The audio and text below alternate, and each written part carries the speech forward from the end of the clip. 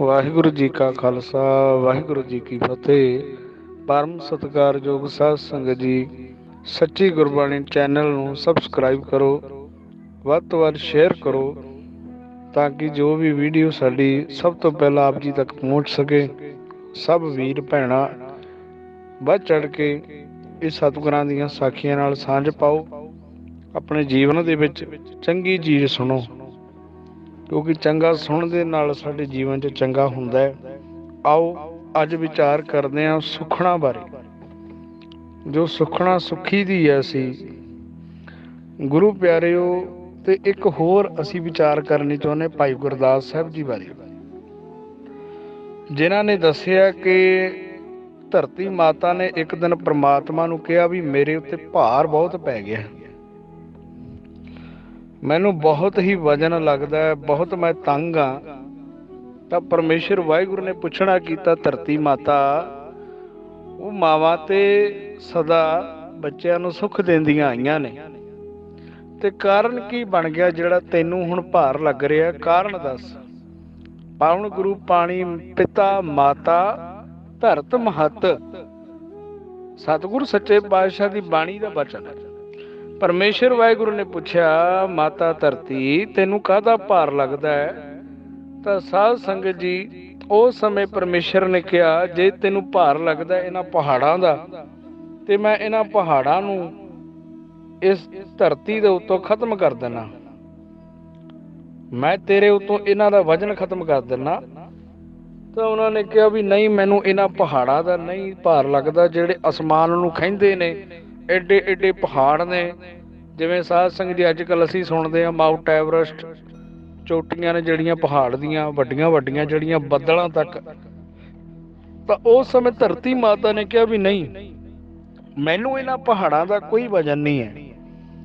ਫਿਰ ਕਹਿੰਦੇ ਵੀ ਤੇਰੇ ਉੱਤੇ ਬੜੇ ਘਰ ਬਣ ਗਏ ਨੇ, ਵੱਡੇ ਵੱਡੇ ਮਹਿਲ ਬਣੇ ਨੇ, ਵੱਡੀਆਂ ਵੱਡੀਆਂ ਹਵੇਲੀਆਂ ਲੋਕਾਂ ਨੇ ਉਸਾਰ ਲਈਆਂ ਨੇ, ਤੇ ਜੇ ਤੈਨੂੰ ਇਹਨਾਂ ਹਵੇਲੀਆਂ ਦਾ ਭਾਰ ਲੱਗਦਾ ਤੇ ਇਹਨਾਂ ਨੂੰ ਹਟਾ ਦੇਣਾ, ਇਹਨਾਂ ਨੂੰ ਮੈਂ ਗਰਕ ਕਰ ਦੇਣਾ, ਪਰ ਤੈਨੂੰ ਸੁੱਖ ਮਿਲਣਾ ਚਾਹੀਦਾ।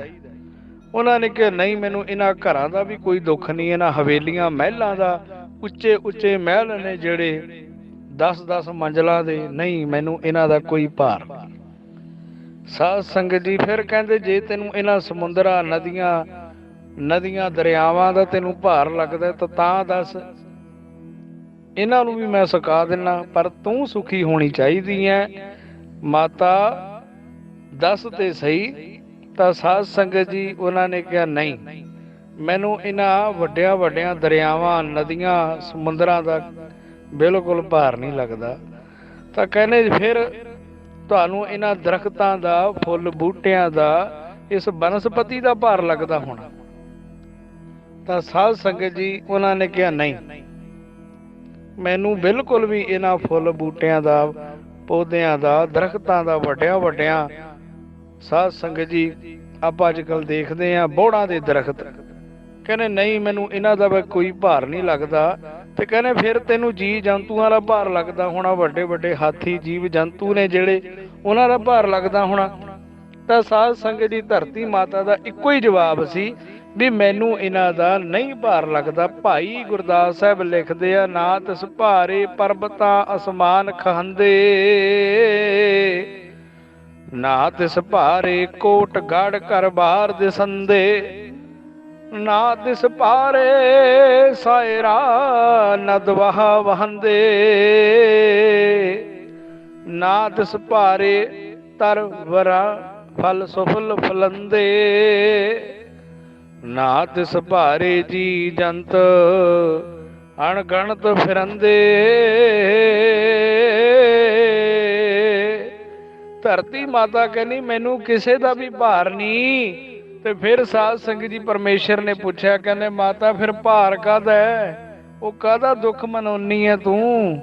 ਉਹ ਕਹਿੰਦੇ ਮੈਨੂੰ ਭਾਰ ਲੱਗਦਾ ਭਾਰੇ ਭੋਈ ਅਕਿਰਤ ਘਣ, ਮੰਦੀ ਹੂੰ ਮੰਦੇ।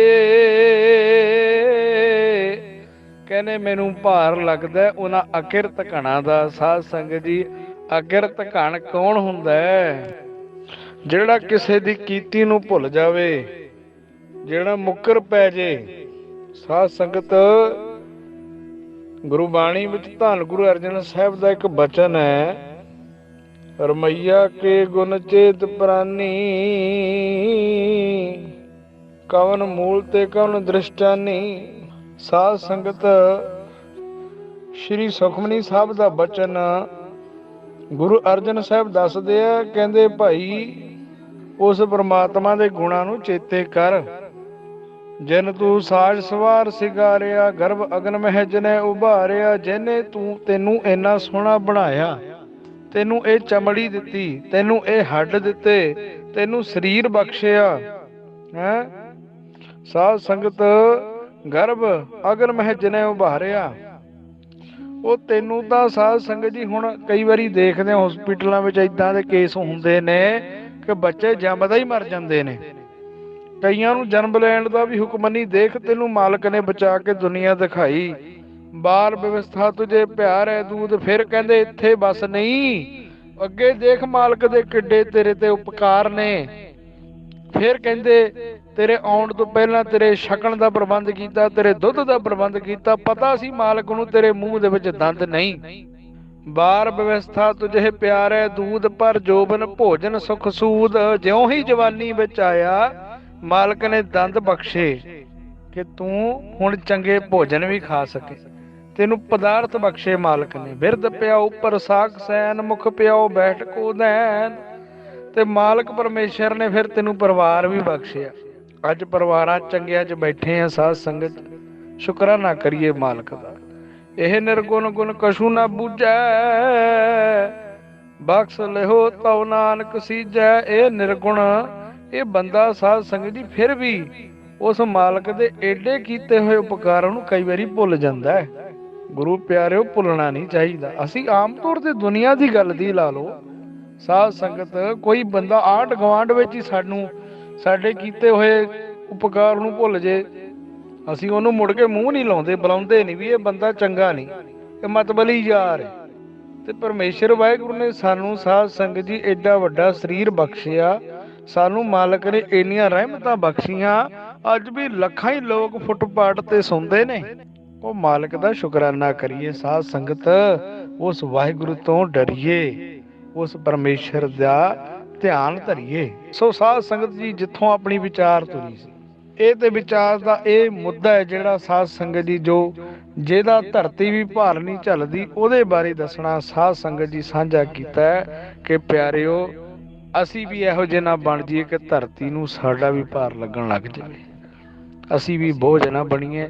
ਉਸ ਵਾਹਿਗੁਰੂ ਦਾ ਸ਼ੁਕਰਾਨਾ ਕਰੀਏ, ਨਿਤਨੇਮ ਕਰੀਏ, ਅੰਮ੍ਰਿਤ ਵੇਲੇ ਉੱਠੀਏ ਤੇ ਆਪਣੀ ਕਿਰਤ ਕਮਾਈ ਚੋਂ ਦਸਵੰਧ ਕੱਢੀਏ।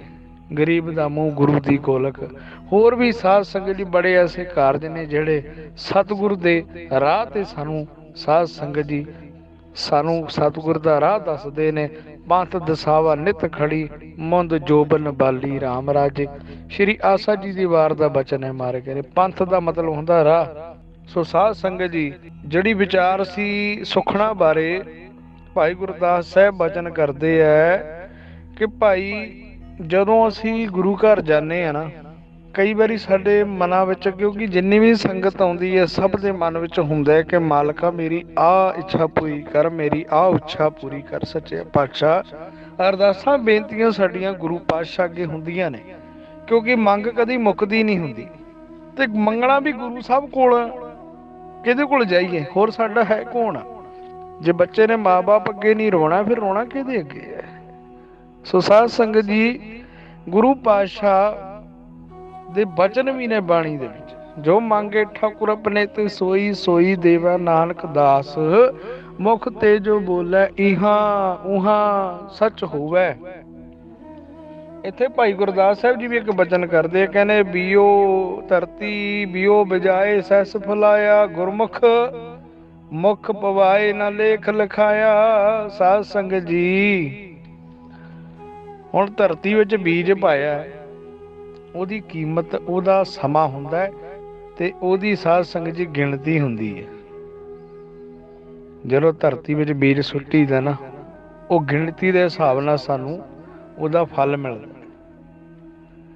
ਪਰ ਮਹਾਰਾਜ ਜੀ ਕਹਿੰਦੇ ਗੁਰਮੁਖ ਗੁਰਸਿੱਖ ਮੁਖ ਪਵਾਏ, ਕਹਿੰਦੇ ਕਿਸੇ ਗੁਰਸਿੱਖ, ਕਿਸੇ ਨਾਮ ਲੇਵਾ, ਕਿਸੇ ਗੁਰੂ ਦੇ ਪਿਆਰੇ, ਕਿਸੇ ਐਸੇ ਗੁਰਸਿੱਖ ਦੀ ਸੇਵਾ ਕਰੇਗਾ ਨਾ, ਧਰਤੀ 'ਚ ਬੀਜੇ ਹੋਏ ਦਾ ਭਾਵੇਂ ਸਾਧ ਸੰਗਤ ਜੀ ਕੋਈ ਮੁੱਲ ਹੋਏਗਾ, ਕੋਈ ਗਿਣਤੀ ਹੋਏਗੀ, ਪਰ ਕਿਸੇ ਗੁਰਸਿੱਖ ਦੀ ਸੇਵਾ ਕੀਤੀ ਮਾਰੇ ਕਹਿੰਦੇ ਕੋਈ ਪਤਾ ਹੀ ਨਹੀਂ, ਕੋਈ ਲੇਖਾ ਹੀ ਨਹੀਂ ਕਿੰਨੀ ਕੁ ਮਾਲਕ ਬਰਕਤ ਬਖਸ਼ ਦੇਵੇ।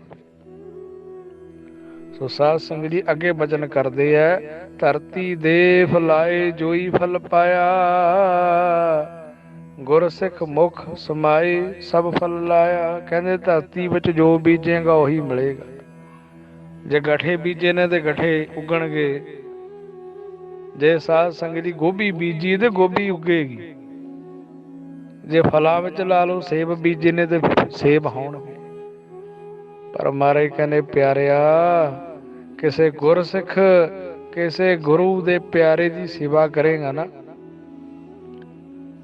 ਤਾਂ ਧਰਤੀ 'ਚ ਜੋ ਬੀਜਾ ਮਿਲਣਾ, ਪਰ ਕਹਿੰਦੇ ਸੇਵਾ ਵਿੱਚ ਤਾਂ ਐਡੀ ਬਰਕਤ ਹੈ ਕੋਈ ਗਿਣਤੀ ਨਹੀਂ। ਉਹ ਵੀ ਸਾਧ ਸੰਗਤ ਦੀ ਦਾਤਾਂ ਮਿਲ ਜਾਂਦੀਆਂ ਜਿਨ੍ਹਾਂ ਦਾ ਕੋਈ ਅੰਤ ਹੀ ਨਹੀਂ। ਸੋ ਸਾਧ ਸੰਗਤ ਜੀ ਇੱਥੇ ਮਹਾਰਾਜ ਬਚਨ ਕਰਦੇ ਆ। ਹੁਣ ਜਿਹੜੀ ਅਖੀਰਲੇ ਇਹ ਜਿਹੜੇ ਸ਼ਬਦ ਨੇ, ਇਹਦੇ ਵਿੱਚ ਸਾਧ ਸੰਗਤ ਦੀ ਬਚਨ ਸੁਖਣਾ ਬਾਰੇ ਵੀ ਅਸੀਂ ਕਹਿ ਲਈਏ, ਬੀਜੇ ਬਾਜ ਨਾ ਖਾਏ ਨਾ ਧਰਤ ਜਮਾਇਆ। ਕਹਿੰਦੇ ਧਰਤੀ 'ਚ ਜੇ ਬੀਜਾਂਗੇ ਫੇਰ ਮਿਲਣਾ ਹੈ। ਕਦੀ ਕਿਸੇ ਨੇ ਇਹ ਗੱਲ ਸੁਣੀ ਹੈ ਵੀ ਧਰਤੀ 'ਚ ਭਾਈ ਕੁਛ ਬੀਜਿਆ ਹੀ ਨਹੀਂ ਤੇ ਸੋਚ ਲਿਆ ਵੀ ਚਾਹ ਬੀਜਾਂਗੇ ਤੇ ਕਦੀ ਹੋ ਜਾਏਗਾ? ਕਦੀ ਨਹੀਂ ਹੋਣ ਲੱਗਾ।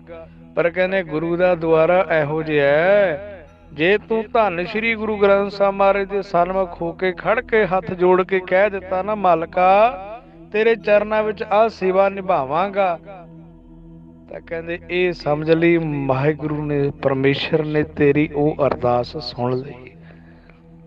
ਬਿਨਾਂ ਕੁਛ ਕੀਤੇ ਹੀ ਤੈਨੂੰ ਉਹ ਦਾਤ ਬਖਸ਼ ਦੇਣੀ ਹੈ। ਬਾਅਦ ਵਿੱਚ ਤੂੰ ਕਰਵਾਏਗਾ ਸੇਵਾ ਤੇ ਤੂੰ ਬਾਅਦ ਚੋਂ ਕਰੇਗਾ। ਕਈ ਵਾਰੀ ਅਸੀਂ ਸੁੱਖ ਲੈਨੇ, ਮਹਾਰਾਜ ਤੁਹਾਡੇ ਚਰਨਾਂ 'ਚ ਸ੍ਰੀ ਸੁਖਮਨੀ ਸਾਹਿਬ ਦੇ ਜਾਪ ਹੋਣਗੇ, ਕਿਰਪਾ ਤੁਹਾਡੀ ਹੋ ਜਾਵੇ, ਅਖੰਡ ਪਾਠ ਸਾਹਿਬ ਦੇ ਜਾਪ ਹੋਣਗੇ, ਗੁਰੂ ਕੇ ਲੰਗਰ ਮੈਂ ਚਲਾਵਾਂਗਾ। ਸਾਧ ਸੰਗਤ ਉਹ ਗੁਰੂ ਪਾਤਸ਼ਾਹ ਕਹਿੰਦੇ ਤੂੰ ਦਿਲ ਵਿੱਚ ਹੀ ਸੋਚੇ ਵੀ ਲਏਗਾ ਨਾ ਤੂੰ ਸੇਵਾ ਬਾਰੇ, ਤੇ ਸਤਿਗੁਰੂ ਤੈਨੂੰ ਉਸੇ ਵੇਲੇ ਦਾਤਾਂ ਬਖਸ਼ ਦੇਣਗੇ। ਬੀਜੇ ਬਾਜ ਨਾ ਖਾਏ ਨਾ ਧਰਤ ਜਮਾਇਆ, ਗੁਰਮੁਖ ਚਿੱਤ ਵਸਾਏ ਇੱਛ ਪੁਜਾਇਆ।